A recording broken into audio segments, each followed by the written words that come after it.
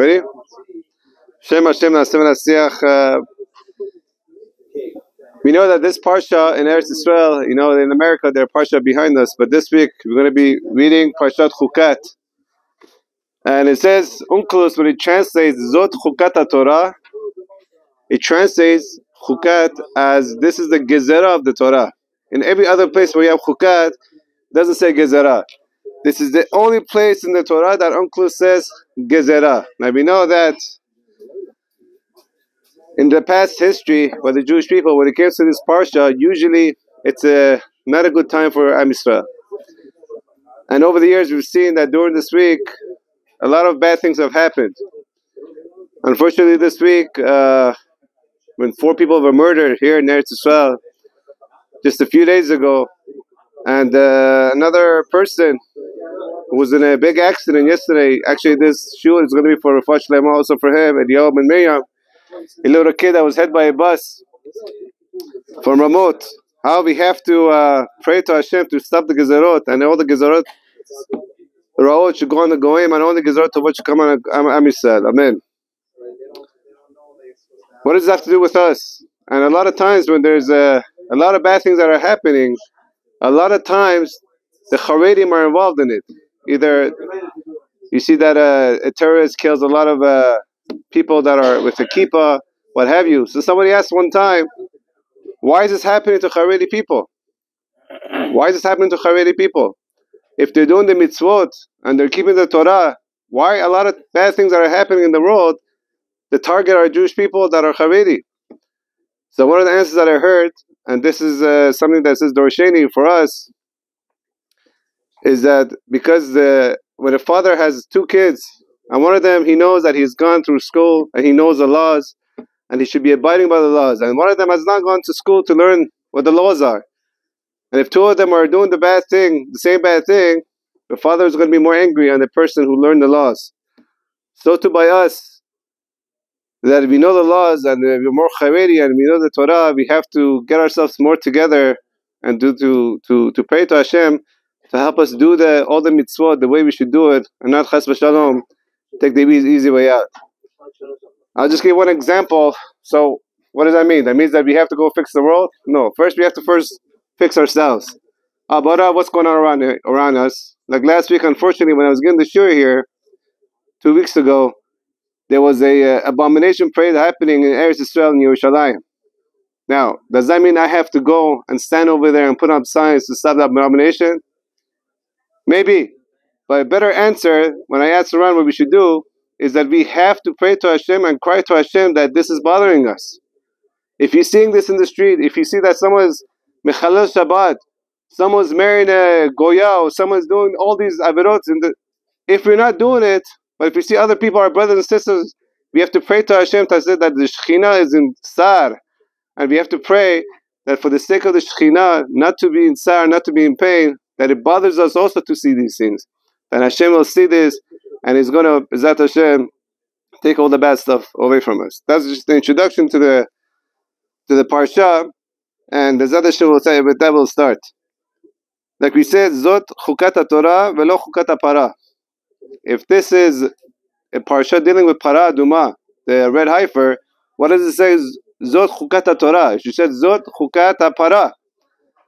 So our sages tell us that this is coming to teach us that this is coming to teach that the Torah, everything is a chok. Now let me explain. There's some things that are mitzvot that are logical that we can understand, like kavod avaim.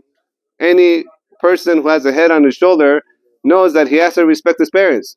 I know in this generation things are a little upside down, where you have psychologists are telling people that the child should call the father Jack instead of father, call the mother Sarah. And you know how many bad things are coming out of this. But the Torah is teaching us that everything in the Torah, even the things that we understand, they're also chukim. They're statutes that Hashem has millions of reasons why He gave us those mitzvot. That doesn't mean that we should sit aside and not go and see what's going on, what's the reason behind, whatever we can understand. That's what the Jewish people said, Na'aseh v'nishma. And that's why we have over here the comparison between Para Aduma and Kavod Avayim. That the Jewish people, first of all, before we get to the story, the Jewish people, the idea here is that we do the mitzvah and then we investigate. We don't investigate that if it fits our lives and if it's good for me, it's not going to take away from my vacation or my convenience. No, God said it, we'll do it. We'll do it. We have questions, you go out and learn. You ask the questions to see what the Gedarim are, what the boundaries are. Like the following story is going to explain B'ezrat Hashem. We know that the story in the Gemara that one of my dear friends, Rabbi Shmuel Shukron, brought in the name of the Kutzka Rebbe, that's brought in Lekach Tov, that we know that in the Gemara it says that there's a person, a goy, a non-Jew, Gentile. His name is Dama ben Netina. We know this Dama ben Netina, he was extremely careful about the mitzvah of Kavod Avayim. That we all know the story, how one time one of the diamonds that are on the shoulder of the Kohen Gadol fell, that had the name of the Shvatim, the tribes, and it was a very expensive piece, and they had to go around, and they understood that Dama ben Netina has this piece. They came to him, and they wanted to give him a lot of money, talking about millions of dollars in today's equivalence, and he didn't want to give it because we know that it was the key was under the pillow. His father was sleeping at the time. He said, even though I'm going to lose the money, I'm not going to wake up my father. So that's very commendable. And it's brought down in the Gemara. We know that because of that, Hashem gave him the sachar, the reward, that next year the paraduma was the red heifer, which is very rare and is worth millions of dollars, was born in his pen, and the Jewish people came and they needed a paraduma, and they wanted to pay him, and he said, I'm going to take only the money that I lost when I was giving honor to my father. Okay, great story, great goy. Wow, a lot to learn from. Beautiful. But let's go a little bit deeper. Our sages tell us that when the first came to him and he said, I don't want to go and take the key from my father's pillow, there was a big kichuk, big antagonism to the Jewish people upstairs. That all the antagonists came to Hashem, Kevyachol, as they were, and said, look at this non-Jew, he's doing kavod avayim, so scrupulous, he's going to lose millions of dollars. And the Jewish people, they're not so, they're not doing the mitzvah kavod avayim, they should be honoring their parents. So what Hashem said in order to shut him up? He brought the mitzvah paraduma. He made paraduma, the red heifer, to be born in the herd of this non-Jew. To explain that my children, they don't only do the mitzvah of kavod avayim, that's something that's logical. They'll also do the mitzvah that's something that even the wisest of all men, Shlomo HaMelech, could understand the reason for. This is rachok mimeni. He understood all the reasons, or whatever he could understand on his level, more than anybody else in the history. But he couldn't understand this. So did Shlomo go off the derech and become, a punk, and said, I'm not keeping Shabbat anymore because I don't understand this mitzvah? He says, no, rachok mimeni, but it's okay. I don't have to understand. Sometimes you have to understand that not understanding, it's okay. And just because we don't understand something doesn't mean you have to go off the derech. Shlomo HaMelech didn't. He went on and he built the Beit HaMikdash. He did all these great things in Jewish history that is still, mentioned today. And it's brought down in Tanakh, rachok mimeni. We have to learn from this, that we have to understand, and sometimes we don't understand. And not blame Hashem, why is this happening? Why is that happening? No, understand, you don't understand. Now, seven ishma, even though we don't understand, first we'll do, and then we'll try to investigate. And I think that's the connection to Kavod Avayim. Because the story continues as this Gentile, a lot of people stop the story here, but the story continues in the Gemara. That this Gentile, when his father passed away, Dama ben Netina, when his father passed away, and went straight to Gehenna, so in the Senate, his father was in the Roman Senate. They asked his son, Dama ben Netina, why don't you come and take your father's place in the Senate? Wow, very honorable. I'm going to go to the American Senate now. I have my own seat. So he accepted. But he said, I'm not sitting on the chair of my father. They said, why? He's dead. He's in hell. What do you want from him? He's like, no. I respect my father even after he died. Okay, wow, everybody clapped their hands. Everything's good. But then he did something very strange. He took a bottle of oil and poured it on the seat that his father used to sit on, and start kissing it and made it into an avodah zarah. That's a Gentile. That's a goy. When you have no gader, when you don't know where to stop the mitzvah, when you don't have the nishma of naaseh, once you say you'll do, but you don't go and investigate where you have to stop the line, you'll take the mitzvah and make it into avodah zarah. And that's the lesson that Hashem was trying to tell the Melachat HaSharet, that even though my kids, they might not do the mitzvah kavod avim 100%, but they still do it, and then they go ask, they try to see where the boundaries are. So you shouldn't go all the way and make a left turn like this guy did. I made it the stone that his father was sitting on into avodah zarah, and he went down to hell with him. We have to make boundaries. Naaseh we have to do, even if you don't understand. Go learn and see where the boundaries are. And even if you don't understand, even then, God knows what He's doing. Please. God knows what He's doing. Yeah, it's like a doctor who's a professor and comes, L'havdil, and is explaining to a sick person that he has to take this and this, this and that. The patient will never say, what do you mean? You don't know anything. This is not good for me. What do you mean you don't know anything? I'm a doctor. You came to me. God is our ultimate doctor. When He gave us the Torah, that's the ultimate medicine. If He's telling us to do this and do that, even though we try to understand, we're going to go try to look it up. Antibiotics, they help me this way, that way. But even if you don't understand how it affects the body, we trust the doctor and we take the medicine. And that's what God is to us. We have to look at Him as the ultimate doctor and do whatever He said. He gave us the book of the Torah for our own good and not to play around with us. He wants to give us reward. He wants us to be healthy spiritually and physically and get all the reward that we could get in this world and the world to come. That's number one. Number two, second point that I want to talk about, that it says in this Parasha also, Vayomot Aharon Sham, that Aharon HaKohen, he passed away in the Parasha of Hukat. One of the questions is that when it came to Moshe and Aaron, so also this Parasha, that Hashem said that, Moshe go and talk to the rock for the water to come out, and Moshe hit the rock. We're not going to get into the details of that. But it says over here that Moshe and Aaron were punished because they hit the rock. Moshe hit the rock. We're going to get to Aaron in a second why he was punished. He didn't hit the rock. But Moshe hit the rock, and that's why the Gezerah was that Moshe and Aaron could not enter and bring the Jewish people to Eretz Israel. But it says over here by Aaron, we didn't hear anything, a peek from him. At least not out in open. No, please Hashem, let me go in. Please mevata the Gezerah. I was a Kohen Gadol for 40 years. I'm Ohev Shalom Verodev Shalom, which we're going to get to in a second. No peek! No problem, let's go! Yeah? He goes with Moshe Rabbeinu with Elazar, his son. They go up to the mountain. Yeah? Moshe Rabbeinu takes off his clothing and puts it on Elazar, his son. And Aaron HaKohen passes away. But we say about Moshe Rabbeinu, in Parshat Devarim, the whole book of the he's davening 515 times. Please, mevatel the Gezerah. Please let me go in. I don't understand. Aharon, you couldn't say one peak, but Moshe Rabbeinu, you have to daven 550 times? Answer is, it says, our sages tell us that he went up with his son. He got to see his son Elazar to wear the clothing of the Kohen Gadol. In our language, he saw his son go in the right direction. He said, Nachad Yehudi, for all the chinuch that he gave to his son. He was leaving this world knowing that his son is going to continue the way of the Torah.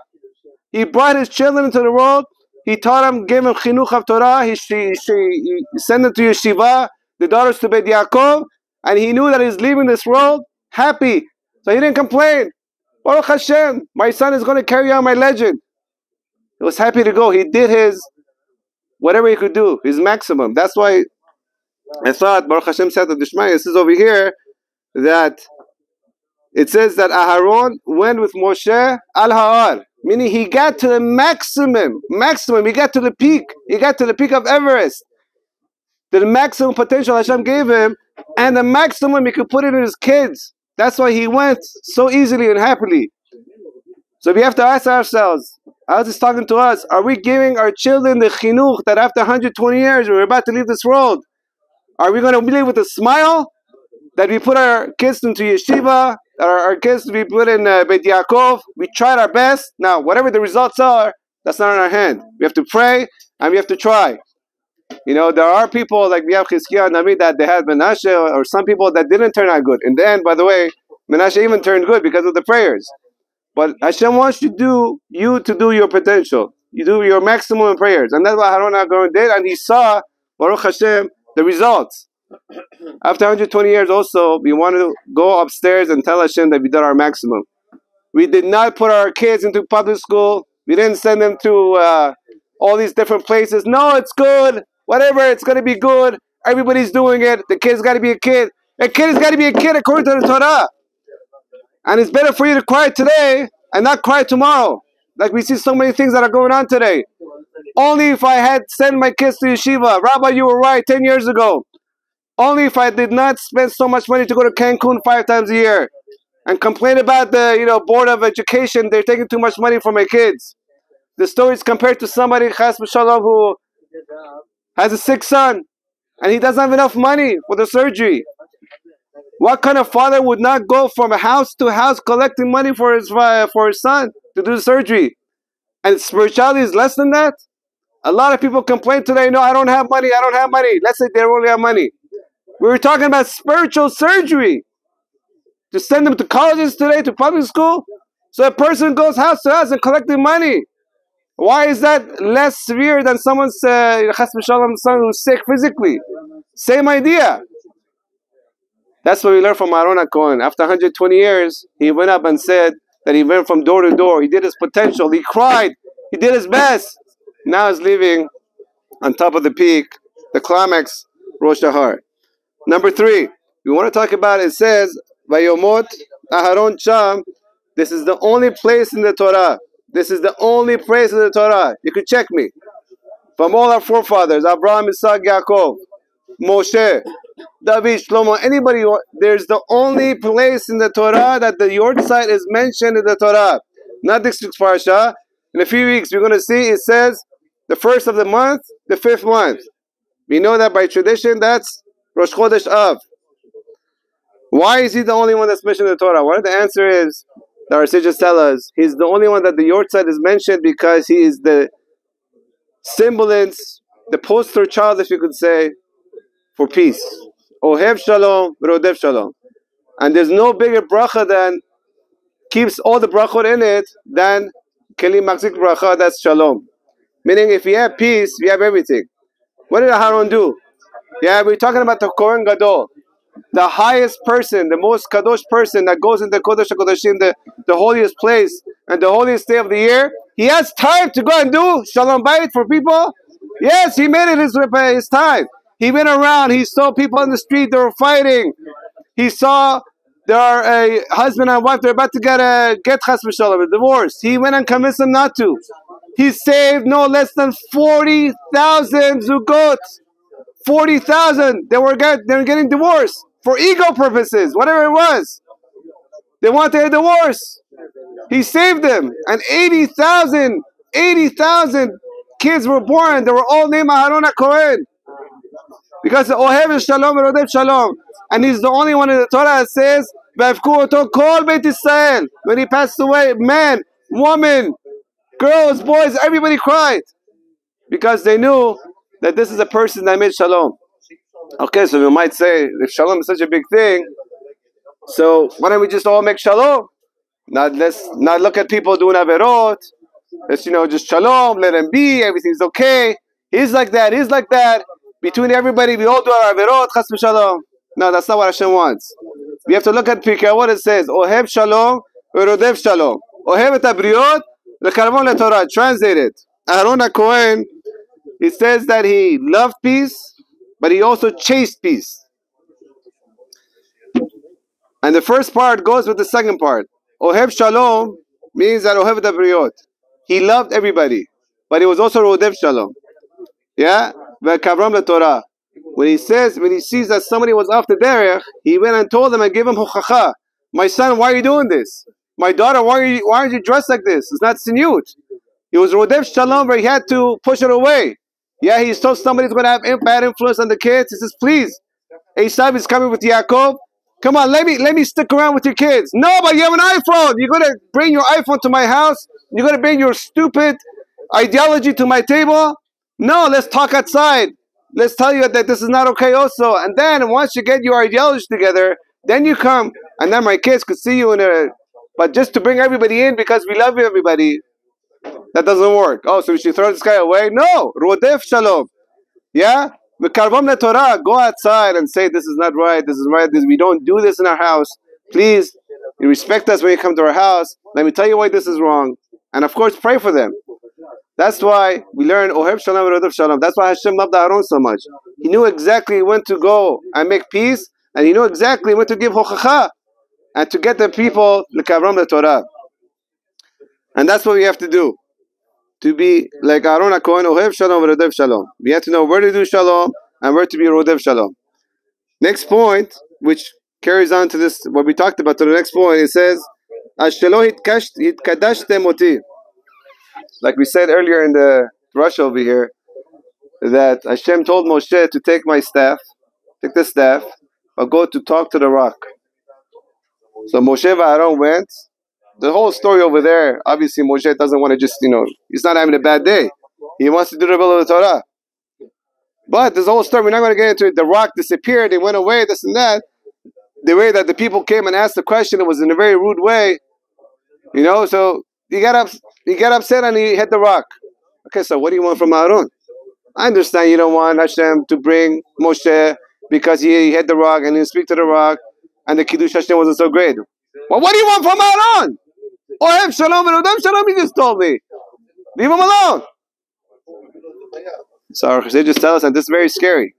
But this goes on to the mitzvah of hochacha. Aharon should have said, Moshe, my brother, I was there when Hashem told you to talk to the rock. Don't hit the rock. That's why it says, by the way, he hit it twice. Even though, let's say, Aharon did not know Moshe was going to hit the rock, the second time he should have held him back. Because he didn't do so, and it was required, it was as if he did the same Averah. So too, if a person sees someone's doing an Averah, so what do I care? What do I care? This guy has a TV. Why the guy has a phone? He doesn't send his kids to yeshiva. He does all these, abominations. No, you're gonna sit there and not say anything. Okay, you very good. You're very tefillin. You're keeping Shabbat. What about your brother and your sister? You have to go and talk to them, explain to them with respect. And if you talk to them and talk to them and talk to them until the point that they want to hit you or they don't want to hear you anymore, okay, then you're out of the picture. But Hashem expects us to talk to our brothers and sisters. If not, chas v'shalom, it could be like Aharon, that he didn't say anything, and although he meant well, but he got punished on the same level than somebody who did the Averah and hit the rock, like Moshe Rabbeinu in this case. Last point, you see over here that HaKadosh Baruch Hu told Moshe to go and start conquering the land, and the people who were outside the land, they were paid to be policing the land so people wouldn't go in. There were these big giants called Sichon and Og. They're actually half brothers. I won't explain how it was right now. But Og and Sichon, they were huge. We're talking about physically and on spiritual levels. They're giants. And to kill these people in a natural way is impossible. But for somebody like Moshe Rabbeinu, who did all the miracles and Hashem is talking to him all the time, why is he afraid of? He says that Moshe Rabbeinu was afraid to kill Og. Although he killed Sichon, his half-brother, but when we get to Og, he was afraid. So Rashi tells us, there's two reasons brought in the Gemara. The one that Rashi brings down, because Og in a certain case had merits, going back 2,000 years.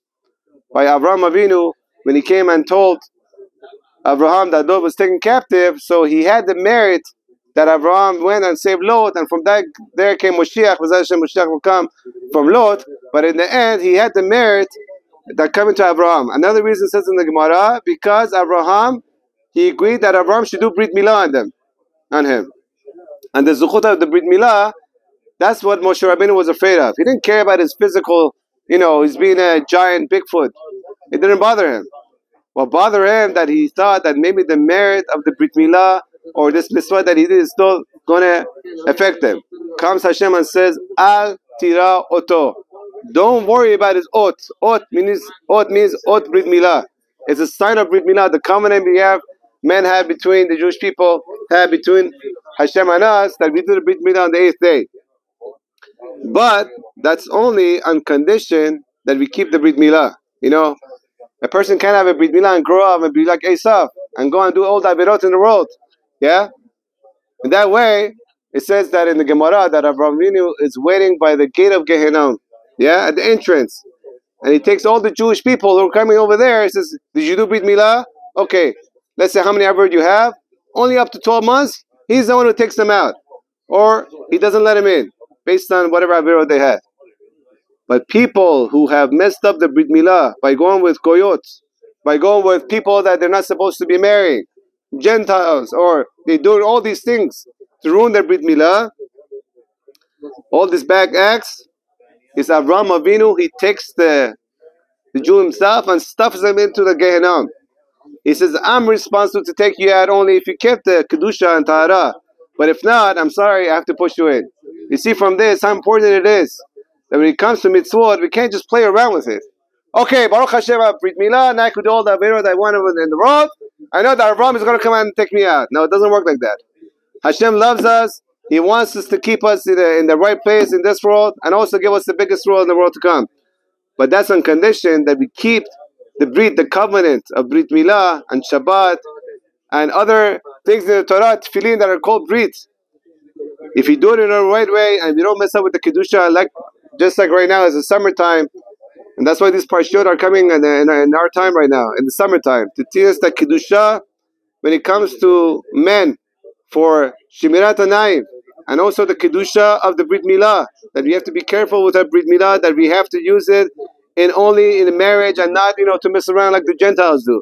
And with the girls to be tsanua, even though they're going to be sweating in 100 degrees weather out there. We know that our sages tell us every sweat that a woman has in the summertime especially, Hashem takes it and is going to resurrect that woman. In the time of Tchet HaMetim, if women knew that, they would all be dressed from head to toe. But that's not necessary. But at least we have to do our parts to be Shemirat Hanayim, Shemirat HaBrit, keep the Kedusha, the girls should be Sunua, and Bezat Hashem, B'zchut of the Kedusha, B'zchut also of the Sniut and the Kedusha of the Nashim Sadkaniot, we should all be Zocheh to better times. All the bad Gezerot should go on Amalek. All the good Gezerot should come on Am Yisrael, and Nizkeh Legeula Shelema, B'chesed Rachamim, Moshiach Tzidkenu, B'mehera Amenu, Amen. Shabbat Shalom U'Barach.